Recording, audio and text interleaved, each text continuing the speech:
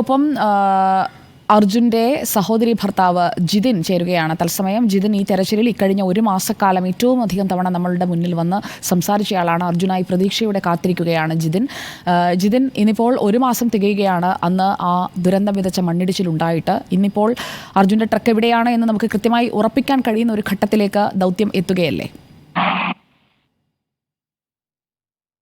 അതെ, അങ്ങനെ വേണം അതിനെ മനസ്സിലാക്കാൻ.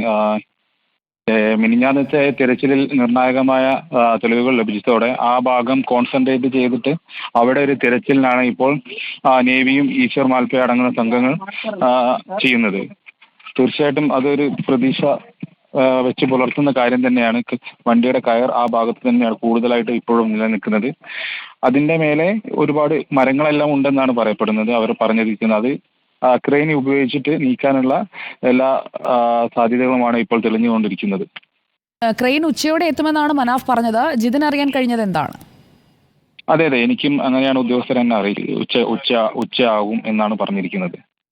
ജിതിൻ ഇപ്പോൾ അവിടെ നിൽക്കുകയാണോ? തെരച്ചിൽ നടക്കുന്ന ഇടത്താണോ?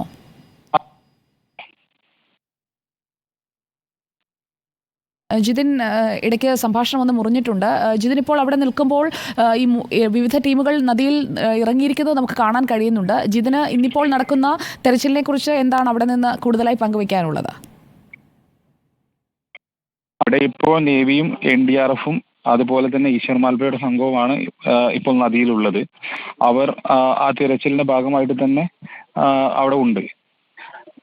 അവരിപ്പോൾ ഈശ്വർ മാൽപ്പെ പറഞ്ഞത് അവിടെ ഇപ്പോൾ പുഴ നേരത്തെ കലങ്ങി കിടക്കുകയായിരുന്നു. ഇനിയിപ്പോൾ ഇതിന്റെ അടിത്തട്ടിൽ ലോറി എവിടെയാണ് കിടക്കുന്നത് എന്നത് കണ്ടെത്തുന്നതിനുള്ള പരിശോധനയാണോ, അതോ എത്ര മരങ്ങൾ മുറിച്ച് നീക്കാനുണ്ട്, എത്രമാത്രം പാറ കഷണങ്ങൾ നീക്കണം, അങ്ങനെയുള്ള പരിശോധനകളാണോ അവരിപ്പോൾ നടത്തുന്നത്?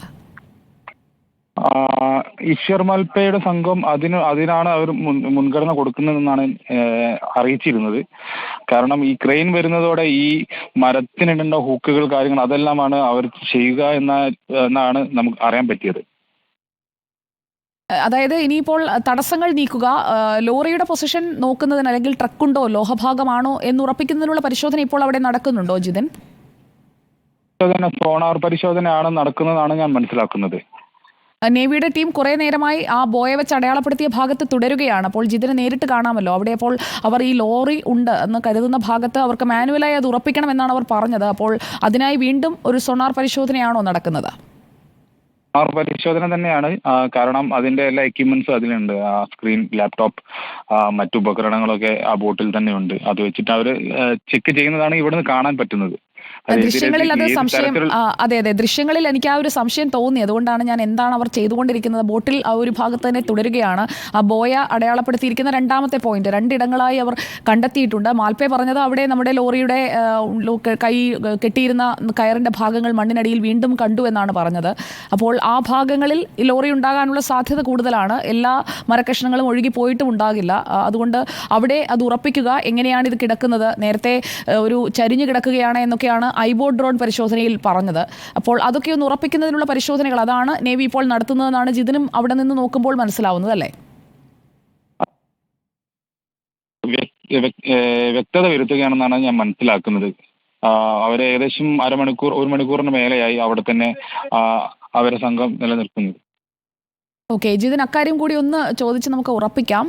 അവിടെ എന്താണിപ്പോൾ അവർ പരിശോധന, ഡൈവിങ്ങിന് ഒപ്പം തന്നെ അവിടെ ഒരു പരിശോധന നടക്കുന്നുണ്ട്. ആ പരിശോധനയിലൂടെ ലോറിയുടെ പൊസിഷൻ ഉറപ്പിക്കുകയാണ് എന്നാണ് ഇപ്പോൾ ജിതിനും മനസ്സിലാകുന്നത്. ജിതിൻ അവിടെ ഈ നദിയുടെ കരയിലുണ്ട്. അവിടെ നിന്നുകൊണ്ട് ഈ ദൗത്യം തുടരുമ്പോൾ അവിടെ തന്നെ തുടരുകയാണ് ജിതിനും മനാഫും ഒക്കെ. അവർ